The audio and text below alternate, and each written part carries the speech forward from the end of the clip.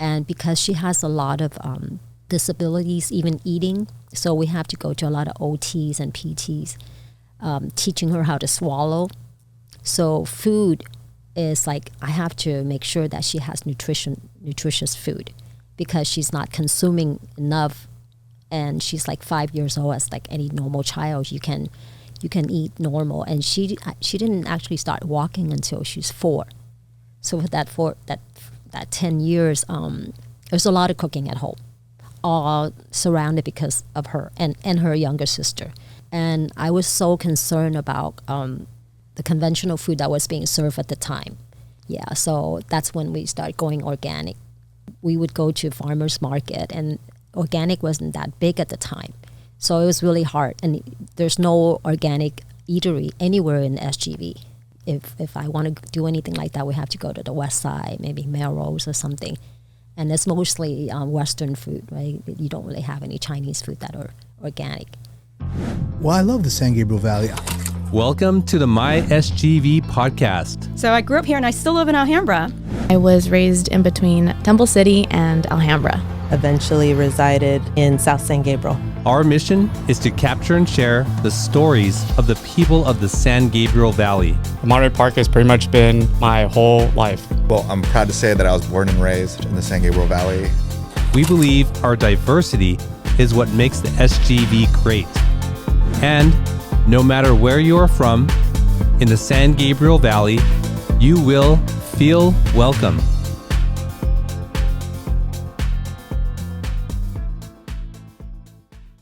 All right, SGVers, welcome back to another episode of the My SGV podcast. Thank you for tuning in.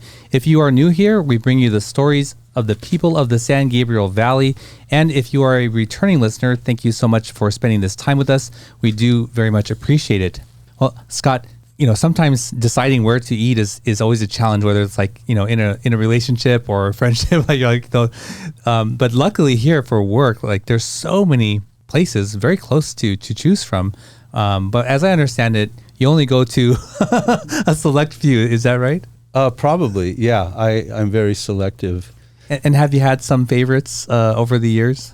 Oh, yeah, definitely. But my mind is blanking right now, believe it or not. I'm thinking of donuts or something. And but yeah, no, there's a select few I go to. And my good friend Blaine Johnson, who maybe some of the listeners would have known him. He was the CEO of our law firm for a number of years. He had one particular favorite that he always went to. And as I understand, like he wouldn't go to anywhere else.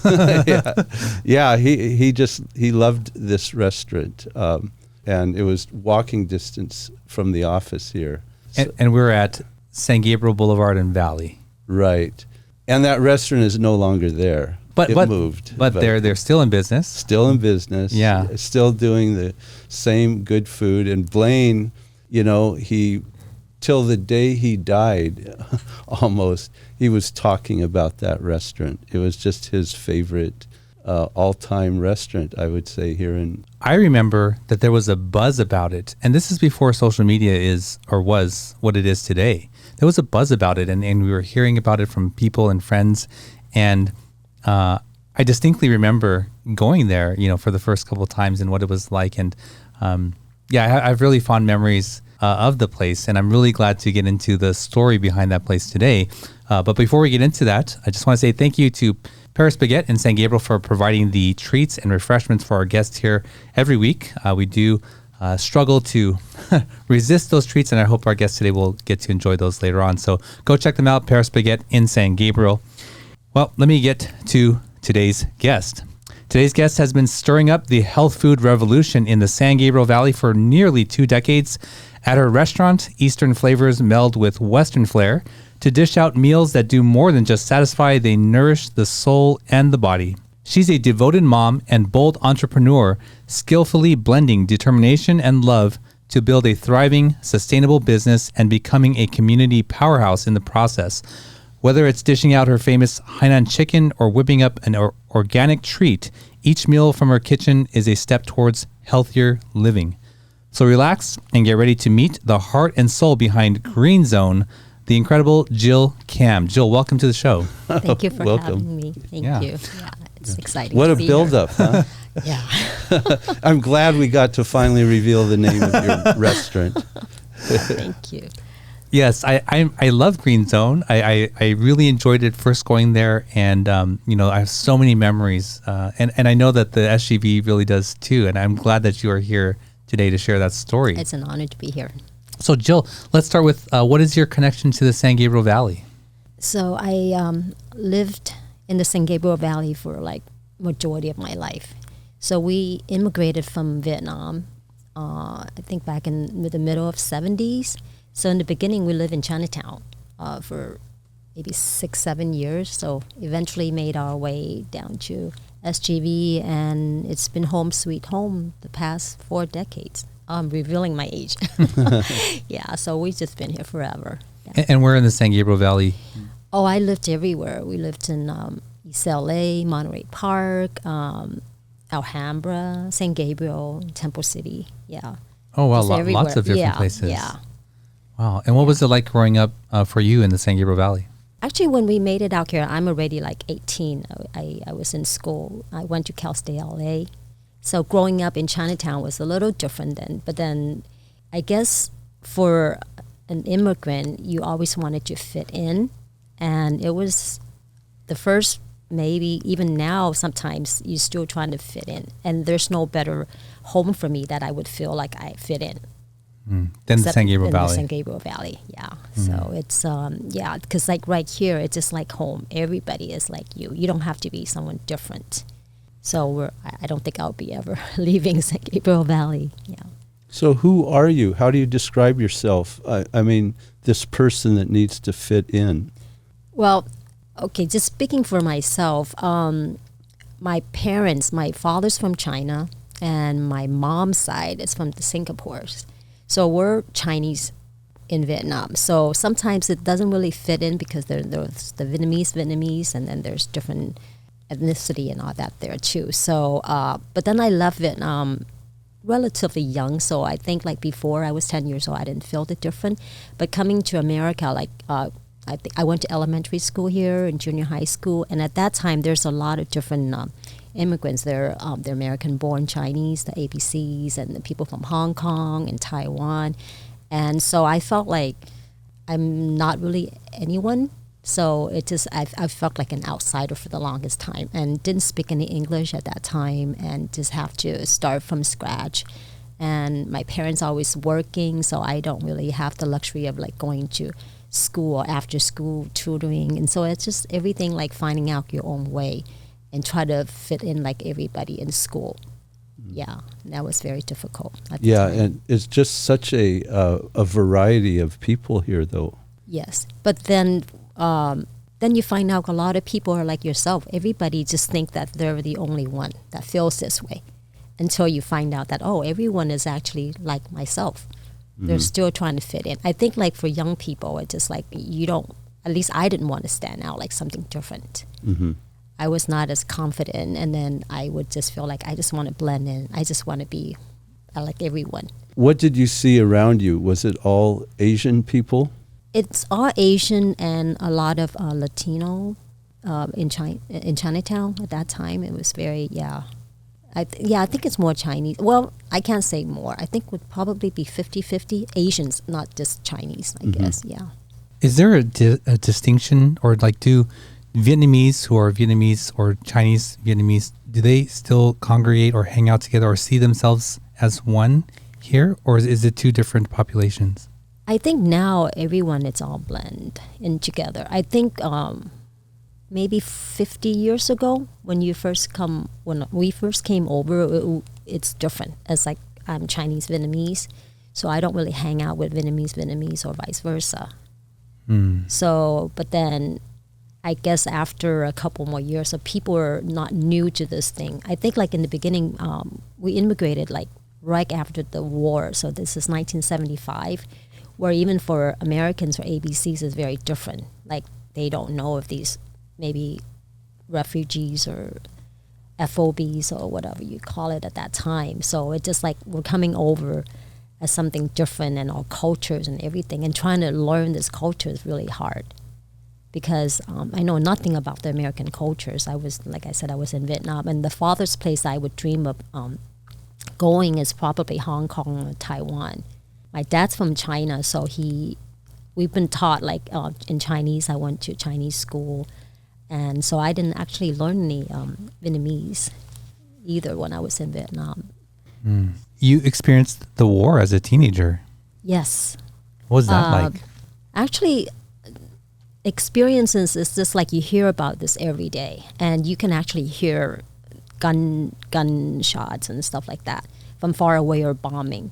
So it becomes normal. And sometimes like then I would see foreigners or Americans like soldiers in the city when they actually come out, and it's fun to look at them. I was like, oh, they're tall, they have blonde hair, blue eyes, and all these interesting facts about Westerners. But I didn't remember being scared because it seems like it's just part of life at that time. Yeah. Did you live in Cholan? Yeah, I live in Jillian. It's called the Chinatown. The Chinese Chinatown, area. yeah. Right. And there, you don't even need to speak any other languages except Chinese. Yeah. Right. Yeah. Yeah. Have you been to Jillian? Oh yeah. I've been to Vietnam many times. Oh, have you?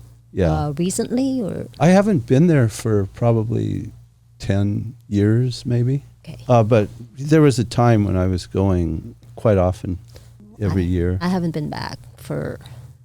I think the last time was 30 years ago. Oh, Yeah, really? Yeah, but we're going this November. Visiting Is that Vietnam right? again, yeah. Yeah. The first time I'll be going to Hanoi, which is something that I never thought I would be going. Yeah, exactly. That was like the enemy. Yeah, exactly. But yeah, I've Not been. my enemy, but yeah. But Hanoi is a beautiful city. Yeah, I can't wait to visit. Yeah. It's I know you grew up, in South Vietnam then, and during the war, there was no way you could have gone to the north. No, yeah, it was like you said, it was enemy, Yeah. and I wasn't scared because I didn't see the actual fighting, and I was a kid, so I didn't really care about politics. Right. My father, on the other hand, was like he's always on the radio. We teased him as a professional refugees. Oh, yeah? Because he was born in 1914 or 1915. So Your father? yes, More than 100 years ago. yeah. When he passed 4 years ago, he was 102. Really? Yeah. Wow. So yeah. So was he here in the U.S.? Yes. Oh, yeah. wow. He was. If you go to Greenzone all the time, I don't know if you remember this old man standing in front of the door, keep waving people to come inside when there's no seats available. Really? Yes.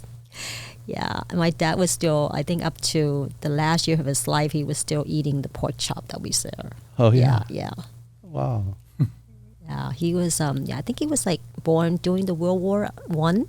I don't Yeah, know when that was. right, yeah. And then World War II, and then he went to the North Vietnam from China, and then from North to the South, and then to America. His Wow. final destination. Wow. What a life, huh? Yeah. What a life. Yeah. Well, Jill, you said you went to Cal State LA. Yeah. And what did you study there, and where did your journey go after that? I studied marketing, and I think that goes really well into everything that I do in my life, as far as career-wise. I didn't think of it at the time. I just thought it was an easy major. I was not that great in school. I'm the black sheep of the family. My parents were dentists, and so my brother's also a physician. So obviously, I'm expected to either go into dentistry or be a doctor. And I just didn't do well, not even biology. So I just picked a business major and just, at least like I can just go on and do my stuff. And now that I look back, everything that I do in my career, it has a lot to do with marketing and a lot of stuff that you learn that you never really thought that you would eventually use it as a skill. So that's what I've learned. And I think that marketing background helped. Yeah. So marketing was way to avoid going to medical school or dental school. And did you know then that you wanted to go into the restaurant business? No way. It's probably more of a dream later on in life, but during that time, I was into fashion. So, and it's always been my passion, fashion and food and travel. So but when I was young, I never thought that I would be owning a restaurant or running one or being the chef or anything. Yeah, this doesn't happen until maybe a couple decades after. Yeah. So did you work in the fashion industry? Yes, I did. Oh, yeah, okay. Yeah. What did you do? My first job, I mean, I guess for being an entrepreneur, my first business was selling clothes at a swap meet, like a flea market. So, but at the time I was designing like swimwear and activewear for a sporting company to start. So I would just be sketching, designing swimwear, and then we'll be shooting catalogs and all that, with models and all that. And then after that, I went on to owning a retail store in Santa Monica, West Hollywood. Oh, yeah? Yeah. So I was there for a few years. So that was in the West Side and A on clothing Hacienda. store? Yeah, a retail clothing store. Uh-huh. Yeah, it was fun. We have a lot of like celebrity customers, like Julia Roberts, Oh, Michelle yeah. Pfeiffer's. I was having a blast. And Oh, yeah. my brother was helping me out at the time, and he also had fun seeing our celebrity clientels. And we were just selling a lot of active wears at that time. Were you designing the clothes, or you would just No, import not it? or not the retail store. No, we don't even import. You just You buy it You buy locally. you buy it locally. You just go to showrooms. Back then we go to LA Mart, CalMart. Yeah. So we'll buy stuff there, and there's a lot of like private gyms in West Hollywood. That's where a lot of actor and actress was training with their private coach. So that's where I was able to have all my connections with these people. Oh, really? Wow. Yeah, So you were right in the Yeah. the center of Yeah. entertainment. Huh? Yeah, it was fun. Yeah. We've seen a lot of celebrities, and some are really nice. Yeah. And was that a family operation? Family as So was it was just myself. just at that. you? Yeah, it was just myself back then. Yeah. Yeah. I just thought, well, this is a start, and I wanted to own a retail store, and then eventually having my own brand, which I did. Oh, yeah? Yes, which I did. So after that, designing for someone and owning my retail store, you kind of understand a little bit about the supply chain and all that stuff. So I went, we have our brand, so we designed and found a brand. And I go from designing to production, marketing, and distributions. And yeah. So how long did you do that? Off and on, I guess that whole, maybe up until about 30 years or so, maybe about almost 10 years. Yeah. And the reason we closed that business was that's when I have my first child, my two daughters. They're really close in age. And then my partner at the time, our factory, my production partner in Hong Kong, I don't know if you remember 1997, the transfer of Yes. from the UK back to China. Right. So a lot of people were fleeing Hong Kong Yeah. and just immigrate to either Canada or whatever. So that's what my partners did. So, and I was a young mother with two children, so I wasn't going to be like flying internationally all the time to oversee the operation, and it just didn't work out. And then I have some problems with my older daughter with her special needs, so I've decided that it's more important to me, so we end up closing the business. Oh. Yeah. So that was late 90s. Yeah, late 90s. Well, that must have been real exciting, though, to be in the just in West LA, West Hollywood, that area. Yeah, it and- was life in the fast lane. Yeah. Very different. Yeah. I would never walk around with shoes, tennis shoes. Yeah. I always have to dress up. stylish. Very stylish you have to be, because people judge. Where did you Can't- live? At that time I lived, where did I live? Because I live in San Gabriel. I probably lived in, trying to think, I think I lived in Alhambra. Oh, And then I So have you to would drive. just I have to drive drive out the there. 101. You said that you had some problems with your special needs child. Yes. Can you talk about that? Yeah, she is. She was diagnosed for cerebral palsy, but they didn't diagnose her until she was about 4 years old. So she has. I think it's pretty much like a severe level of intellectual impairment. disability. So her cognitive skill is about scattered from 1.5 to 2 years old up to now. And she's going to be 29 in a couple months. Wow. So, yeah, it was a big challenge at first, not knowing, because in the beginning, all the doctor were just saying that she has developmental delays. They would never really, they didn't diagnose her at the time, so we have no idea where this is going, or if this is going to be like a permanent situation or conditions, or if something that I can do to help her develop. So the first 4 or 5 years was very confusing as a parent. You just don't know what she have, and like down the road, what's going to be for it in the future. But even up until now, we still haven't figured out what caused the situation, because I did everything I could during the pregnancy with all the prenatal testing, and everything came out normal. So, and I was relatively young. I was in my late 20s, so you don't foresee any possible, complications with the pregnancy. So yeah, it definitely came as a surprise. So when she was finally diagnosed with cerebral palsy, and we were thinking that maybe it's more of a physical impairment, but then she ends up to be physically okay, but she's more affected intellectually. So, and that's why her cognitive and all that it's just like at such a low level still right now. So do you live together? Yeah. And so she would always need a caretaker, I guess. Yes. Because pretty of the much mental development. Yeah, pretty much 24 hours. Mm-hmm. Because she doesn't really have any like self-directing skill, but she's mobile.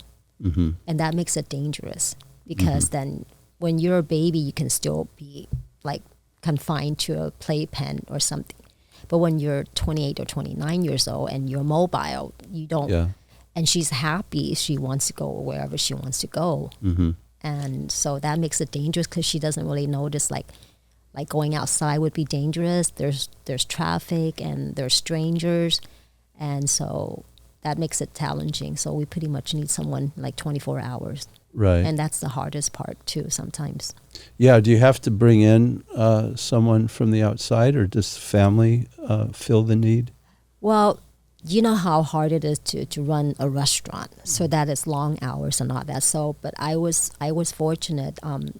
We've always had like a live-in. Mm-hmm. Yeah. And then, or have a couple helps from time to time.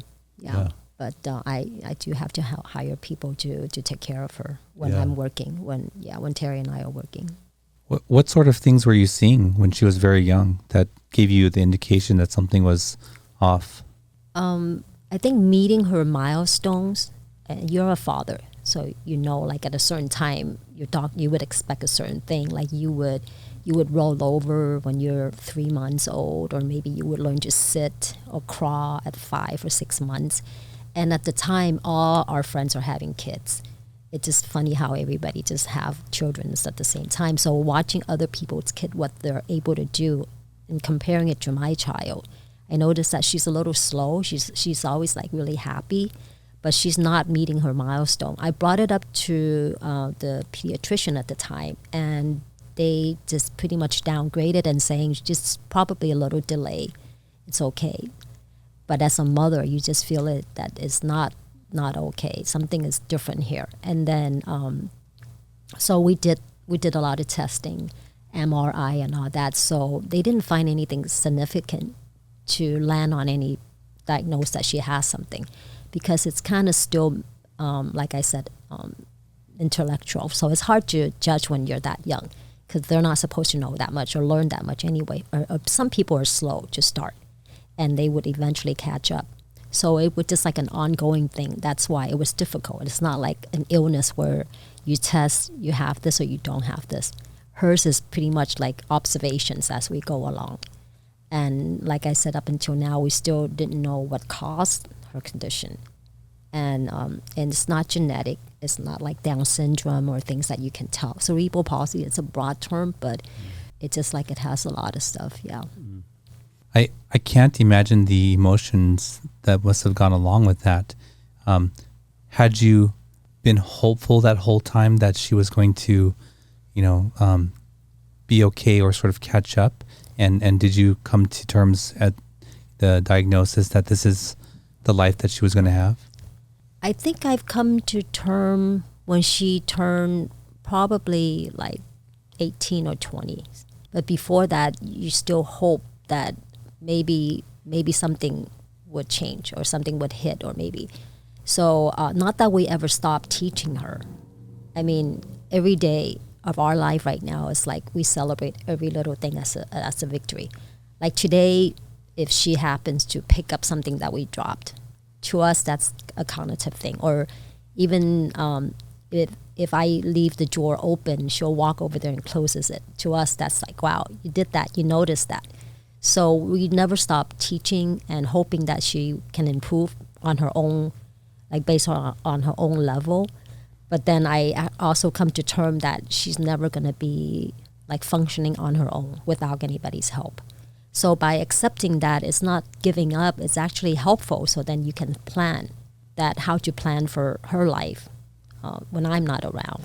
Because I know you asked if she lives with me. Yeah, she will live with me for the rest of our life. But then I am 30 years older than her, so I'm not going to be around for her old age. And knowing that what she couldn't do, I can plan for it instead of like just falsely hoping that, she'll be okay. Wow. So you're a new mother of 2, and now you have a special needs child. How does the idea to start Greenzone come about? Wow, that would be like a 10-hour podcast. So we went from the clothing store with the manufacturing side. So after that closed, and because of Rachel, my older daughter's name's Rachel, with her condition, it was very important for me at that time. Like I said, learning what her condition is and how I can improve it. I stayed at home for a good 10 years, or maybe 8 years, because I was still working and having the clothing company until she was about 2.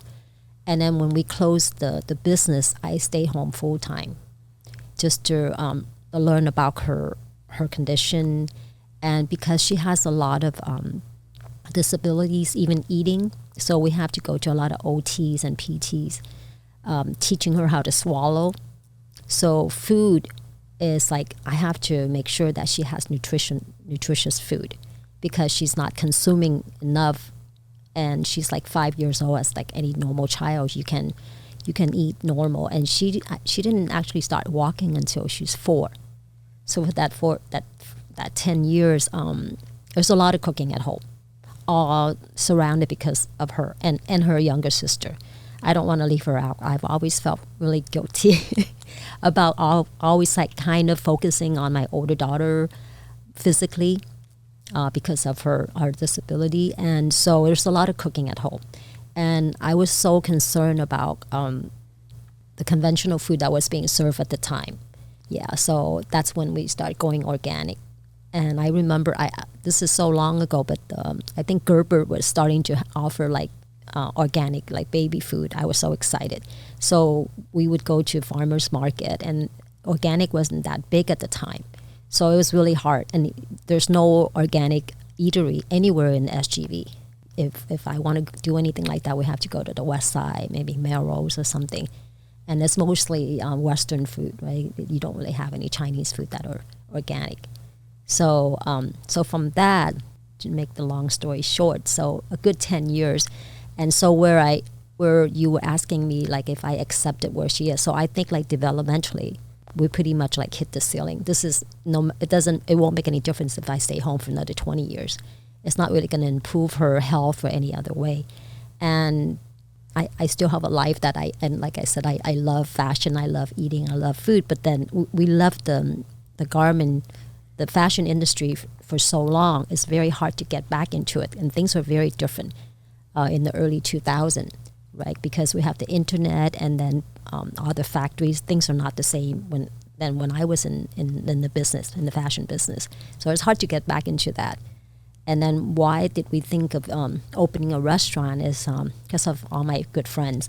Because when I'm at home, I'm always the one that's cooking up for Thanksgiving, Chinese New Year, and and how I like to eat healthy. So all my friends like, you're such a great cook. Why don't you just open a restaurant? And that's how Greenzone all started. Yeah. Wow, that's quite a story. I didn't realize that, Yeah, I'm actually, a self-taught chef. Yeah. But there's it's And very, how it developed, it was also organic, in a way. I mean, family-based. yeah. Sort of emanating from, the issues with your daughter. And it led I directly think to... the organic part, that direction comes from her. Yeah. Because before that, I love good food, so it doesn't matter if it's healthy or not healthy. And I was young then, so as long as it's good, and I love spicy food, so as long as it's good, I would go for it. I never thought anything about having wholesome food and all that. And then until Rachel comes, and then that was important. And then how do I become the chef and all that for the restaurant? It's just another long story. I think I could say that my skill or my practice started when I was 12 years old. Oh, yeah? Yeah. 12 years old, I started cooking. Oh, wow. So the different dishes, are those your creations? Yeah. It's all family, all my creations, pretty much. Yeah. Wow. And this is 18 years ago. So this is before a lot of things are taught on YouTube. Yeah. Because a lot of things that I said, wow, I wish I'm at this age now where you can just I want to make something, lasagna, and you just Google and you search for lasagna and it will show you how to make it. Back then it's pretty much trial and error and just. How has the menu changed over those 18 years? Yeah, I think if I look back at the very first menu, it's definitely made a lot of changes. In the beginning, like I said, I've never worked a day in my life before Greenzone at the restaurant industry. I've never waited as a server or cooking in the kitchen at all. So when we first have our menu, I don't really know what to put on there, and it's hard to say, okay, I'm Chinese or whatever, because I'm a little bit of everything, right? From Singapore, I'm Chinese, and I grew up in Southern California, and I love everything. And then to be organic, so what are we going to do? So it was just, even now, I think when people ask me, it's what are we? What is Greenzone? You can't really say that we're a Chinese restaurant or a Vietnamese or Japanese or anything, because we have a little bit of everything. It's like a big melting pot of flavors.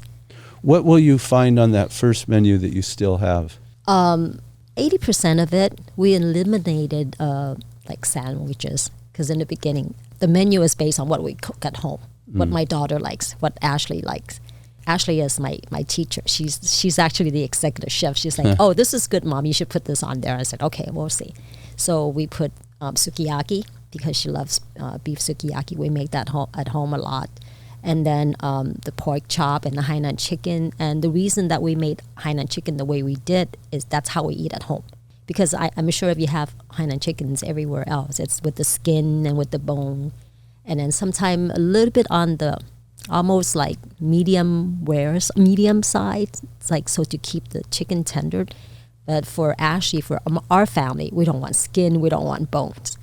So, and the rice, the way it's prepared, has to be healthy. So I said, well, I wonder if there are people out there that eat the way our family does. So in the beginning, there was a challenge when people actually come the first time to Greenzone to try our Hainan chicken. This is very unusual, because then you don't have to take off the bones or the skin. Yeah. And then it's been our signature dish for 18 years. Yeah. What's the most recent item you've added?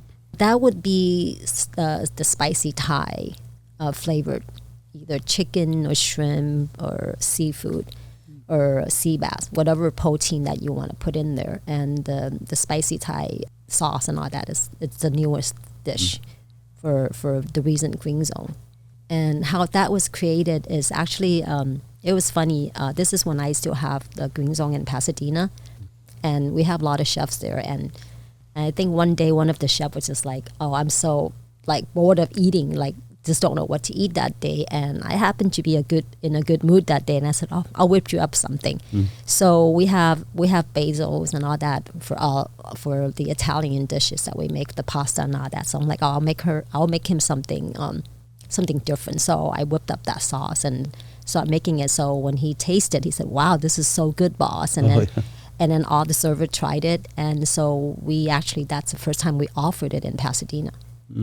The spicy Thai, and then it was a hit there, and then eventually we have that in Temple City, and I would say this is probably, I think, our Hainan chicken and the pork chop, curry, and I think the Thai basil is probably the fourth, and then the pastas and all that.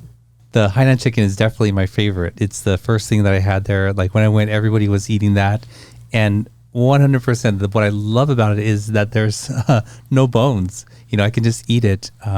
The rice is always, really delicious, and the sauces, I always remember the sauces because, all three are incredible. And just that whole experience together. I honestly have not ventured far from the Hainan chicken and the spicy wontons. Like every time I go there. Yes, the spicy wontons. Yeah, those are delicious. Those are delicious. Yes. And I'm not a big fan of dried shrimp in most dishes, but I really enjoy it in that. It has dried shrimp in the sauce, right? Yes. Yeah.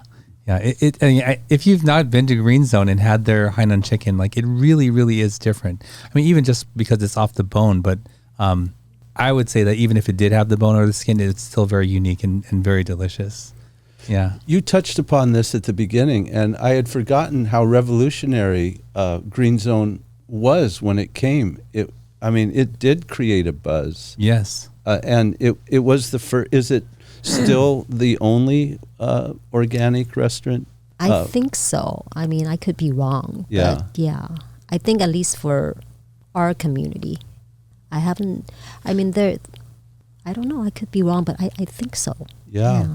I remember that. I mean, I had friends who were talking about it, and they would make special trips. I was very grateful. We have people coming from the West Side, West Hollywood, right. or from Santa Monica and Palos Verdes and somewhere. And we still have people coming even from San Diego now. I think we once have someone, I think, pack 20 or 24 of the Hainan chicken to San Francisco. Oh, wow. I didn't think that would taste good. I don't know how well that would do traveling 2 hours, but they wanted it. So that was one story I still remembered. It was always crowded. Now your Temple City location, is it bigger than the San Gabriel one was? Actually, it's a little bit smaller. Is it? Yeah. And the reason we got out of the San Gabriel location, it was just that our lease was up. Mm-hmm. And we didn't want to, we've been at that location for 12 years. So I was actually looking to relocate and maybe find a different location. And that was kind of in the middle of 2019. So while we were looking, then pandemic happened, early 2020. So that kind of put a hold on everything. So you've only been in Temple City 5 years or less?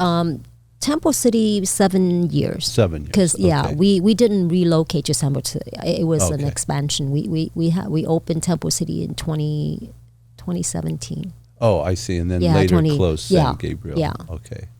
I remember the produce that used to sell there, and there was a refrigerator with, I think, dumplings in there, right? That you could we still sell frozen gyozas and dumpling and wonton, but everybody loved our little produce. Yeah, because it was such a unique feel when you walked in there, right? If you're waiting for a table and you can look at this, or you can get something on the way out, it was so unique. I'd never seen that anywhere before. Yeah, that was how that happened was when we first opened, and like I said, my husband and I, we didn't have any experience in any restaurant. So we figured, well, this is just a try to see if we have any like-minded people that would appreciate our type of food, because we're not exactly any professional chefs or anything. And so we have a small little place. So back then, when organic produce is being delivered, or when I come back from farmers market, and it's a small place, so we don't have a back door to bring anything in. So everything has to go through the front. And since it's so small that we really don't have room for anything, so I would have like bags and boxes of organic produce or just produce in front. And all the customer that happened to eat there, and this is back in 2006, they're excited to see these fresh produce, and everybody just like poking at them and say, hey, Jill, can we, and I know all my customer at that time was so small, and they just want to buy it, and I'm always like, sure, yeah, go ahead, and like if I pay $2 a pound, I'll sell it at $2, and just so that everybody can pick their strawberries or whatever that we have there. And then so I think we started to do really well, and then we expanded the restaurants. We went from, we took the unit next to us, we expanded. So I figured we'll make that permanent. I might as well turn that little corner into the market. So actually it's the same vegetable that we cooked with. So that's why like sometimes if you're in the old San Gabriel location, you'll see chefs running out to grab like whatever, like onions and garlics or just like tomato or anything that we need to make it. And it's really good. It's just like people getting fresh fish from the tank to make your steamed fish or something at a Chinese restaurant. We would do that with the produce. But unfortunately, Temple City is too small to have that space. Yeah. Well, Jill, we ask each guest to bring an item of significance with them. What did you bring with you today? Okay, speaking about the spicy wonton that you liked, so the sauce and everything. So this is like an age-long request from my daughter when she goes to school, when she lives in the dorm. And we used to, this is something we've been serving in the restaurant for like 18 years. It's the same sauce. Can you show it to this camera? Oh, okay. So yeah, I brought 2 flavors this time. Okay. So I eat really spicy. So for me, the extra spicy is mild to me. But I made one batch that is my level of spiciness. No one can eat it. No one can eat it. Wow. What's the chili in there? So believe it or not, I didn't put it in there, but we would have the Carolina Reaper. Oh, no. Ghost pepper, but I would not put that in there like no one can eat it. So this is habanero, Okay. and then the bird's eye chili. So I put more of the habanero in the extra spicy, and so we made this batches yesterday, and because my daughter was asking for them when she was in college. Like all her friends, just like they want to buy from her, and we were just so busy at the restaurant that I didn't have the time to make it and to jar it and all that to sell. So we just have enough to make just to serve, and then people would just take it from the restaurant. So so now you're selling it at your restaurant?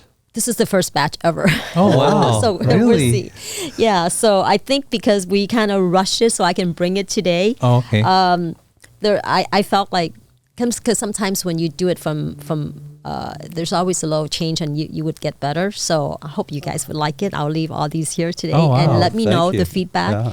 And I finally okay, let me get some jars and put it together so I can bring it today. So we've never really sold any, but like I said, this has been served. And what's unique about our chili oil is that I want to put everything the way that I like to put in there. Because like when I eat the oil, I mean, I eat a lot of it. So we use the organic avocado oil in this chili oil, and then like all the like organic garlic and shallots, and even the Japanese dry scallop.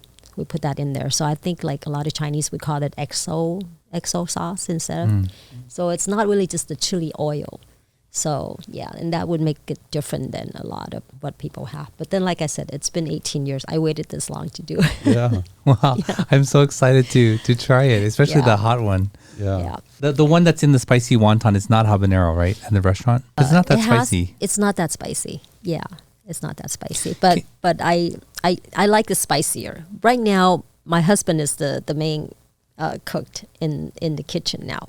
Yeah. So he's being a little too safe. I feel like it needs a like extra kick. Yeah. I see. Okay.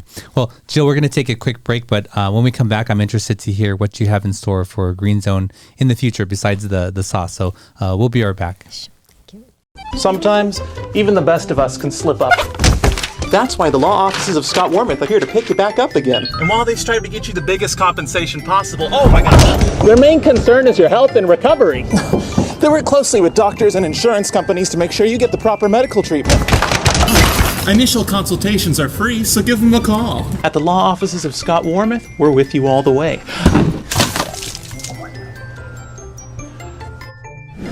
I'm Scott Wormuth. We've been fighting for your rights for more than 40 years.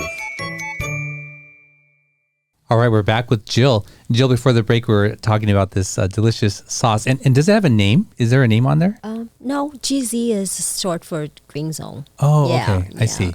Okay. And I'm so excited to try some of it. Thank you for bringing that. Before we get into your story, we'd like to ask questions from this deck of cards when we come back from the break. It's called Icebreakers, and it's just a little way for the audience to get to know us a little bit better. So here we go. What is your favorite family tradition? I think would be Chinese New Year. Chinese New Year? Yeah. What do you guys like to do on Chinese New Year? Even up till now, I think for like 18 years of Greenzone being a restaurant, we always close on New Year's Eve because to Chinese, New Year's Eve is like Thanksgiving. So I love Chinese New Year as a kid because I can get away with everything because there's no, with the family, there's no scolding. You would never be disciplined. There's lots of money, right? Because like you get all these red envelopes from everyone and you can't get in trouble because you get away with everything. And yeah, that tradition, now is with my kids. So so that's always been something we like to celebrate and having good food. And since I love to cook, and so yeah, I'm still cooking for my family. Yeah, not for my father anymore, but yeah, I used to make a lot of food during Chinese New Year, and yeah, I just love Chinese New Year. Awesome. Thank you for sharing that. I think for my family, I love Christmas time because there's a lot of many little traditions that we do, driving around to look at Christmas lights in different areas, decorating the house, getting the tree, decorating the tree, and now like Christmas cookies that we make. So I think all the little traditions around there, I really like. Yeah. That would be my second choice. Yeah. And what about you, Scott? Yeah, I think actually Thanksgiving is my favorite. Just the family would usually always get together and in rainy Seattle. And, I think that's where I kind of feel. I love Christmas too. But I think Thanksgiving was a little more warm and family. Sure. Yeah. Well, if you're watching online or listening, let us know what is your favorite family traditions. Drop us a line in the comments section. So, Jill, what's in store for the future of Greenzone? I'm thinking, so I hope by saying this, I won't hold myself to a lot of accountability. But then I guess the way the store is designed, it gives a lot of people like a false sense that it's like a boba place or like a beverage store. So we've always had people coming in like, do you sell boba or do you sell like drinks and all that? And but that's not what Greenzone was about the past 18 years, was just about food and all that. So I think this is something that I'm gonna be trying to do. Because I said that if I'm going to make boba, it has to be organic boba. So I'm still learning to see if I can come up with good organic bobas and the tea. So, and hopefully I can put this drink menu, hopefully in the summer. And there's a lot of like really healthy drinks that my daughter likes. She's a great cook. And I get a lot of inspirations from her. So she mentioned a lot of, even like the strawberry matcha that she makes at home. And does she work at the store at your restaurant? She worked when she was like in high school or in junior high school, just helping out. Yeah, she actually had a 1-star Yelp review when she was young, because she was like, I don't know, she was 14 doing her homework or just hanging out at the restaurant, And someone gave her a 1 star saying this female server doesn't even come to help. And she was so upset. She's, Mom, I wasn't even working. And no. Yeah, so she actually doesn't. She lives up north right now. Oh. Yeah, and unfortunately, and it's actually good for her. She's not that interested in the restaurant business, but she's a great cook. So when I bring up that we're going to be doing something, she gave me a lot of ideas, and some of them sound pretty delicious. So I can't wait to try that. So, okay, now that this will happen. Yeah, we look forward to that.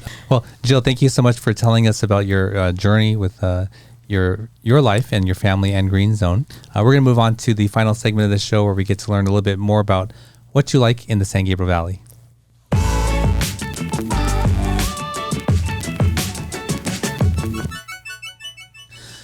So, Jill, this is what we call the SGV3, and we ask you to share your 3 favorite or most memorable places or experiences in the San Gabriel Valley. So, what would be number 1? Number 1 would be my hairdresser, my hairstylist. Her name is Yuzu Tanaka, and how I found her was, it's funny that it's through my customer, and because of the pandemic and all, and I haven't seen her in ages. And then when she came in after the pandemic, she looks like amazing. She was just like, I said, wow, what happened? You know, like, you just look great. And she gave all the credit to a really good haircut. And she said, no, just like after I get this haircut, you know, everything changes. And of course, I said, I have to give it a try, right? So, and I've, like, all these years, I have never had that many compliments. The first time I went to her, literally, like, within a day, I would get like 10 compliments, like with the color, with the cuts and all that. And I've been going to her, and she's just a really sweet person, very kind and genuine. And yeah, she's in Pasadena.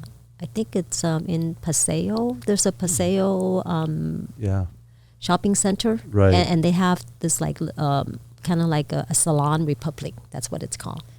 So they all the professionals have their own little rooms and all that. So she's in there. How long have you known her?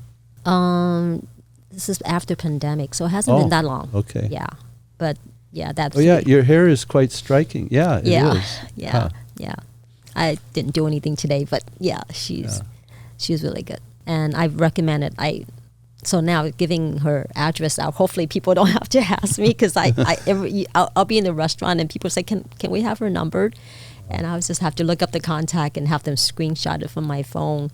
And just walking on the street, when I first have it done, I would have young people like stop me and say, oh, I like this, and where did you get your haircut, the color and everything.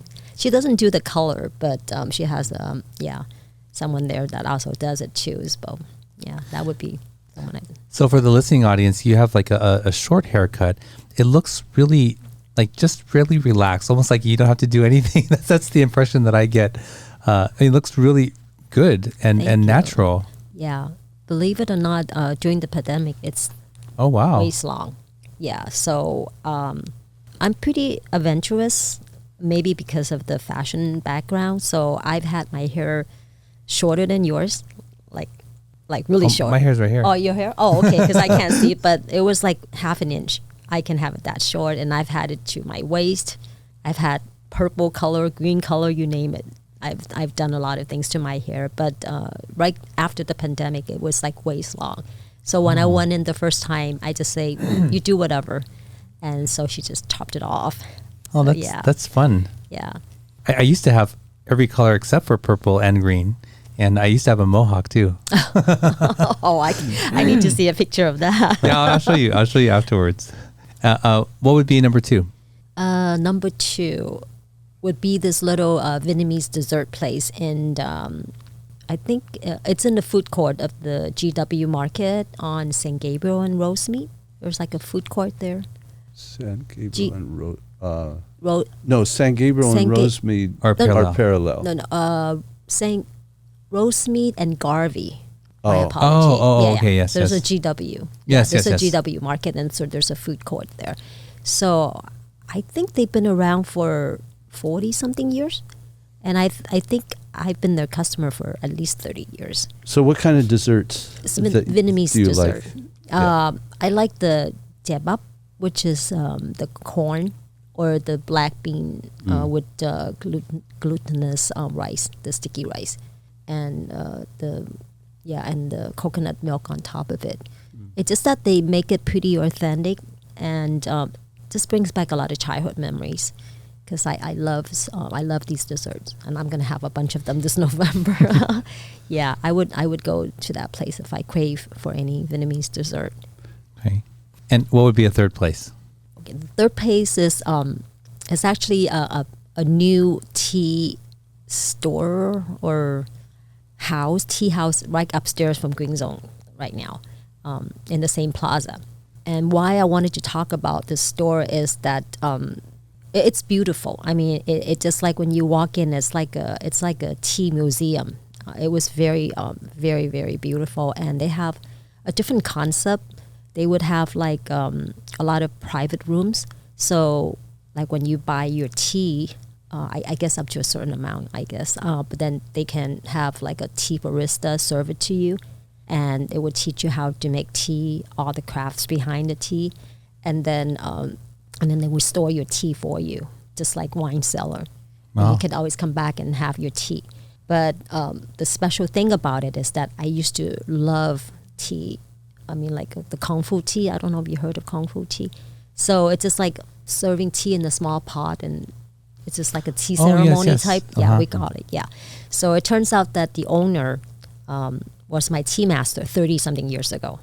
Oh, wow. So this is when I was really into tea. I actually went to learn how to prepare tea and all the art behind it. And he was the one that taught me. So, and I know that we were neighbors now upstairs, and I finally have a chance to go up and visit him. And as we were talking, this life comes full circle. Yeah.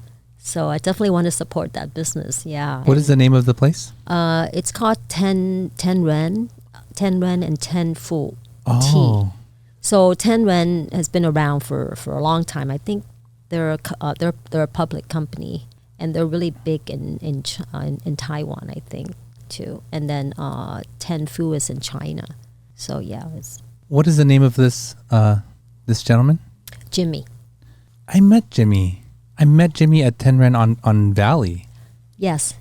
And he did this ceremony for me, and I didn't realize until we were like 6 or 7 pours in. He invited me to sit down, and we sat at this beautiful, table, and he had this little pot, and he was telling me, because I was asking, I wanted to learn about the teas. He was telling me about all the teas while pouring these little cups of tea, and it just sort of dawned on me halfway through. I was like, this is the whole ceremony thing that he's doing. Yes. It was incredible. And it was Jimmy. I remember that. Jimmy, yeah. I'm going to go see him. Yes. Yeah, he's just right upstairs. He is so knowledgeable. Yeah, yes. Yeah. Wow. And now he eats at Greenzone pretty much every day. Good. Yeah. Well, Jill, thank you so much for coming in and for sharing your story with us. If you want to go check out Greenzone, what is or get in contact with you, what's the best place and how can they do that? Well, I'm always at the restaurant, so that's on Rosemead and Las Tunas. Las Tunas. Yeah, I always get Maine and Las Tunas mixed up. Yeah, I'm always there, and we close on Tuesdays. Just for those that doesn't know, because I always have people say, "We came and you guys were closed." I said, "We've been closed on Tuesday for the past 18 years. Oh. That's my only day off." Yeah, and I will be there. It's the Teapot Plaza. Right? The Teapot Plaza, where I think Bistro Na, Summer Rolls, and the Dive. Yeah, everybody. It's a very busy plaza. Yeah, awesome. Well, hopefully we'll get to visit you very soon. Thank you. Yeah. Thank you so much, Jill. Thank you. Well, there you go. Another episode in the books. I hope you enjoyed that. I know I really enjoyed that. I always love to learn the story behind the places here in the San Gabriel Valley. And what an interesting journey, like, to be in fashion and then to want to support her daughter to growing, this amazing business in the San Gabriel Valley that most people that I know who are foodies, they have absolutely know and have gone to Greenzone. So I appreciated that story. I hope you go check out Greenzone if you haven't already. And if you want to support this channel, please consider becoming a patron on Patreon. And if you want to find the full back catalog of episodes, check out our website, mysgv.net. And until next week, we'll see you then.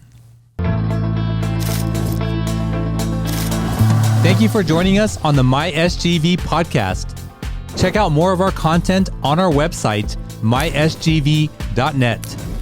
This show was produced by Scott Warmoth, directed by Russell Mano, edited by Victoria Allers, and original music by Yone OG. If you'd like to join us next week as we capture and share more stories from our diverse community, feel welcome. Nice mother. No, kind mother.